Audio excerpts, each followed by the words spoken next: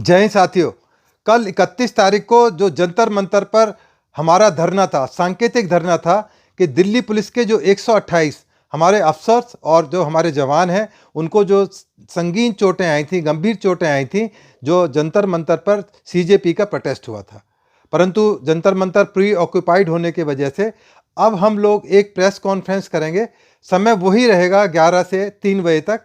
Press club of India rail भवन के पास ही हमारा ये प्लेस ऑफ प्रेस कॉन्फ्रेंस है, जिसमें हम अपने रिटायर्ड साथियों के साथ में वार्ता करेंगे कि क्या हुआ और आगे क्या होना चाहिए और क्या नहीं होना चाहिए उस पर, जिससे कि आगे को ये चीज़ें रिपीट ना हो सकें।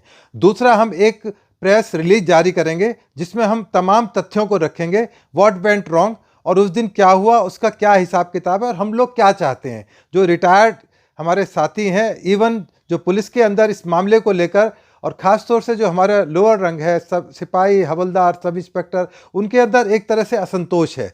उस असंतोष को हम बताएंगे कि हम लोग क्या कर रहे हैं और हमारा डिपार्टमेंट किस तरह से इन तमाम चीज़ों को एड्रेस कर रहा है और एड्रेस कर रहा है। मैं आपको विश्वास दिलाना चाहता हूं कि दिल्ली पुलिस अपनी तरफ से जो सीनियर टॉप लेवल पर हैं वो पूरी कोशिश कर रहे हैं कि बिल्कुल नाजायज़ हुआ है और हमारे साथियों के साथ में न्याय हो। जो उनकी जो सही बातें हैं, उनकी जो जुडिशियल मांग है, उस संबंध में जो भी जांच है, उस प्रक्रिया के लिए कोशिश की जा रही है। इसी क्रम के अंदर अब जो तमाम चीज़ें निकल कर आ रही हैं वो बड़ी चौंकाने वाली हैं और तमाम दुनिया को हम कल यही बताएंगे कि किस तरह से ये चीज़ें घटित हुई जिससे कि दोबारा ना हो। दिल्ली पुलिस एक सुप्रीम कोर्ट का 2017 का क्रिमिनल पिटीशन थी, उसके अंदर ये सुप्रीम कोर्ट ने 2022 के अंदर एक ऑर्डर दिया। क्रिमिनल पिटीशन का नंबर है 1153 और ये 2017 की थी। 2022 में एक जजमेंट दिया, एक गाइडलाइंस दी। उस गाइडलाइंस के तहत दिल्ली पुलिस ने एक स्टैंडिंग ऑपरेटिंग सिस्टम, जो हमारा एसओ होता है, 48/2020 जारी किया, जिसमें बहुत सारी कंडीशन थी। जो भी जंतर मंतर पर, रामलीला ग्राउंड पर या बुराड़ी के अंदर कोई भी डिमॉन्स्ट्रेशन करता है तो उसको तमाम कंप्लाइंस करनी होगी और वो कंप्लाइंस इतनी सही है और चूंकि सुप्रीम कोर्ट की एक गाइडलाइंस के आधार पर बनाया गया है, तो यदि कोई भी उनकी वायलेशन करता है तो वो दिल्ली पुलिस की नहीं, वो सुप्रीम कोर्ट की वायलेशंस करने के लिए जिम्मेदार होगा। अब वो अदालत डिसाइड करेंगी कि व्हाट वेंट रॉन्ग और क्या उस मामले के अंदर होना चाहिए। इसमें बहुत सारी चीज़ें हैं, पर मैं आपको जो प्रमुख चीज़ें हैं वो बताना चाहता हूं। इसमें बहुत सारे 22 पॉइंट इसके अंदर रखे गए हैं कि किन चीज़ों की कंप्लाइंस जो ऑर्गेनाइजर है उसको करनी होगी। इस पर हेडिंग ये है, undertaking by the organiser for Jantar Mantar. इसमें और बहुत सारी कंडीशंस के अलावा एक कंडीशन पॉइंट नंबर 5 पर है, I and other organizers shall ensure that the dharna demonstration will be in an orderly manner। मतलब बिल्कुल एक ऑर्डरली मैनर में हो, उसमें कोई गड़बड़ घोटाला या कुछ इस तरह की चीज़ें ना हो, ट्रैफिक में रुकावट ना हो, लॉ एंड ऑर्डर में प्रॉब्लम ना हो।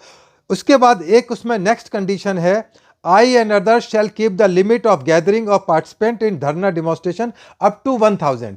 हम केवल 1000 तक रहेंगे। ये गाइडलाइंस जो थी, इसको कंप्लाई करने के लिए सीजेपी के ऑर्गेनाइजर्स ने साइन करके बाकायदा अपना आधार कार्ड के दिल्ली पुलिस की एचएक्स ब्रांच को दिया हुआ है, जो कि दिल्ली पुलिस के पास है। और समय आने पर अदालत को ये तमाम चीज़ें रखी जाएंगी, बताई जाएंगी कि किस तरह से सुप्रीम कोर्ट के नियमों की और जो स्टैंडिंग ऑर्डर्स हैं उसकी रैम्पेंट वायलेशन की गई, बल्कि 100% वायलेशंस की गई है। इसका एक पॉइंट है, बड़ा इंपॉर्टेंट है, क्योंकि इन्होंने एक दिन की परमिशन मांगी थी।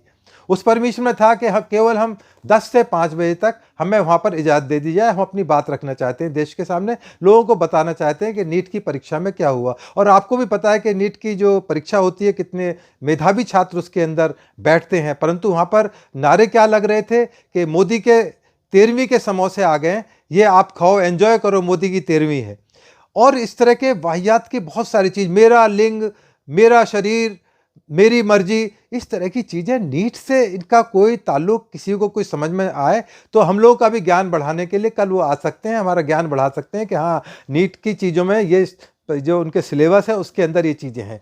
इसमें एक और बहुत इंपॉर्टेंट चीज़ है जिसको लेकर बहुत सारी मिस इन्फॉर्मेशन फैलाई जा रही है। उन तमाम वीडियोज़ की, तमाम तथ्यों की जाँच दिल्ली पुलिस की स्पेशल सेल और दिल्ली पुलिस का तमाम ऑफिसर्स उस पर एक एक चीज़ को एनालिसिस कर रहे हैं, कानूनी रूप से एनालिसिस कर रहे हैं, साइंटिफिक रूप से एनालिसिस कर रहे हैं, फॉरेंसिक जांच की जा रही है, एक्सपर्ट्स की ओपिनियन ली जा रही है, तमाम पब्लिक प्रोसिक्यूटर जितने लीगल फ्रेटर्निटी के हमारे साथी हैं, एडवोकेट्स हैं, उनसे जानकारियाँ ली जा रही हैं कि ये किस चीज़ की वायलेशन और किस चीज़ का क्रिमिनल एक्ट कहाँ तक जाता है। अब इसके अंदर ये है कि जितने भी आप फ्लैग्स बैनर होंगे उसमें उनकी हाइट और फीट बताई गई है। इसमें लिखा है द पार्टिसिपेंट में carry flags banners etcetera on sticks purely for display purpose. जो झंडा डंडा आप लेकर आएंगे उसको केवल डिस्प्ले पर्पस से आप ले सकते हैं। आप पुलिस वालों को मारने पीटने के लिए डंडा फंडा इधर उधर की चीज़ें बैनर का इस्तेमाल या गलत ढंग से वहाँ पर स्लोगन्स लिख सकते हैं, क्योंकि बहुत से जो बैनर्स थे जो लड़कियों ने हाथ में लिए हुए थे उन पर इतनी अश्लील और देश विरोधी बातें थीं कि वो सीधे सीधे उनको जेल हो सकती है, सजा हो सकती है।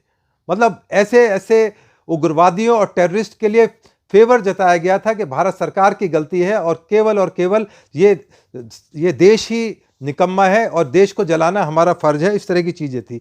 इसमें बहुत सारी कंडीशंस में एक 12 नंबर कंडीशंस उसमें ये है कि इसमें पार्टिसिपेंट जो होंगे उनकी जो लैंग्वेज होगी वो कैलकुलेटेड होगी और कोई ऐसी इन्फ्लेमेशन भाषण नहीं करेंगे, ऐसी चीज़ें नहीं करेंगे जो religion, race, place of birth, residence, language, इन तमाम चीज़ों पे डिस्क्रिमिनेशन करे और गलत एक मैसेज भारत के अंदर जाए जिससे लोगों के अंदर एक वैमनस्य पैदा हो और एक परेशानी पैदा हो। परंतु आपने देखा वहाँ पर क्या हुआ, वहाँ भीम के नारे लगाए गए, ब्राह्मणवाद को गालियाँ दी गई और इस तरह की तमाम चीज़ें कही गई हैं जो मैं आपके सामने बयान भी नहीं कर सकता। इतनी गंदी और अश्लील चीज़ें हैं, वो किसी परिवार को सुनने लायक भी नहीं है। मुझे नहीं लगता किस बैकग्राउंड से ये जो सो कॉल्ड स्टूडेंट बता रहे हैं, छात्र बता रहे हैं, नीट के छात्र हैं या नीट जो दूसरी वाली नीट होती है उसके वो छात्र हैं, मुझे नहीं लगता वो नीट के छात्र हैं। नीट के छात्र बड़ा डेडिकेटेड होता है, 24 घंटे में 18 घंटे पढ़ाई करनी होती है। उसके अलावा इसमें एक कंडीशन थी कि जो भी पार्टिसिपेंट इस धरने के अंदर होंगे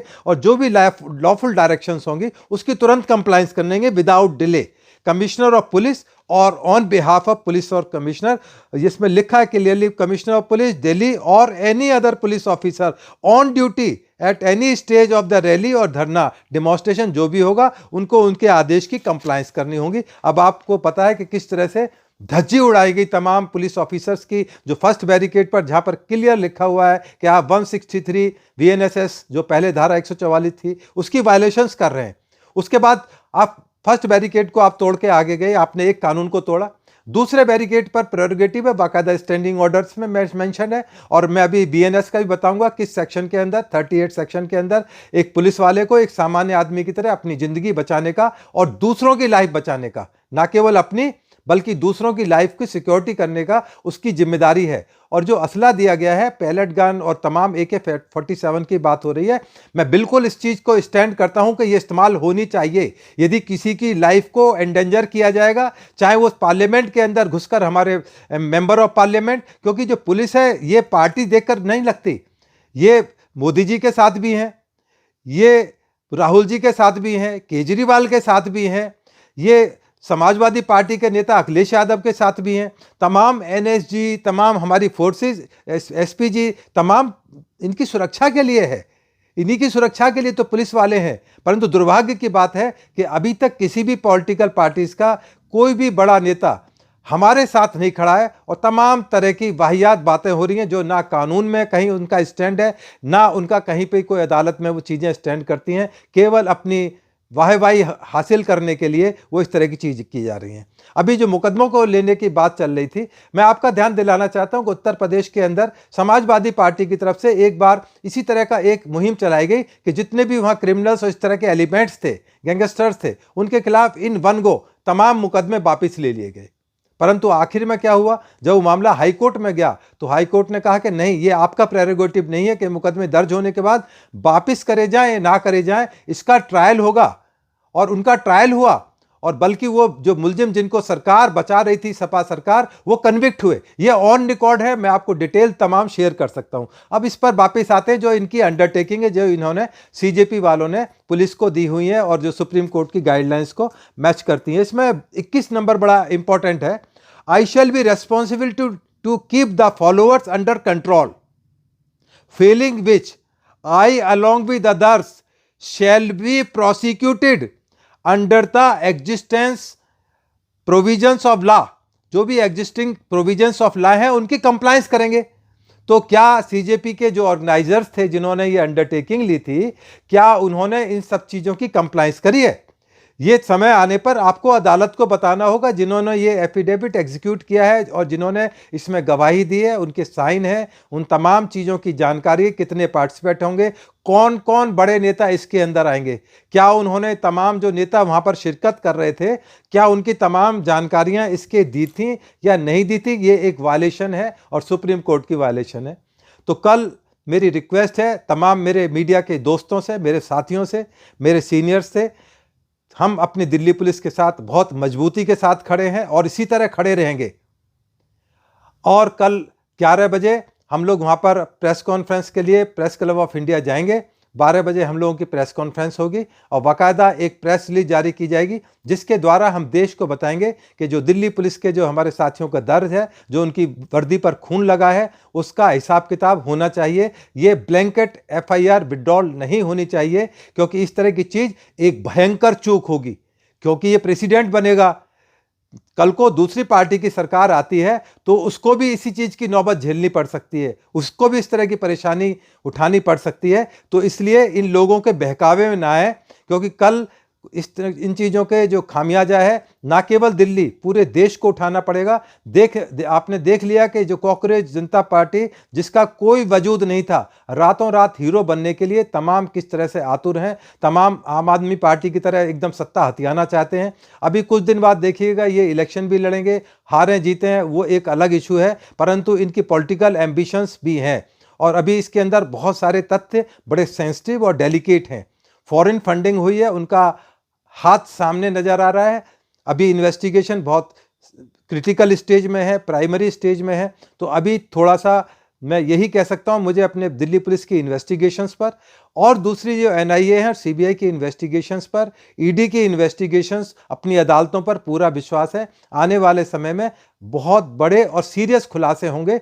तब मैं पूछूंगा कि सीजेपी वाले क्या डिमांड अब कर पाएंगे। जिस तरह से अभी वो चौड़े होकर तमाम सोशल मीडिया पर तमाम अपनी बात रख रहे हैं और एक तरह से ट्विस्ट करके, हार्ड ट्विस्ट करके सरकार की कौनी मरोड़ कर वो अपनी बात को मनवाना चाहते हैं और कह रहे हैं कि हम दोबारा करेंगे।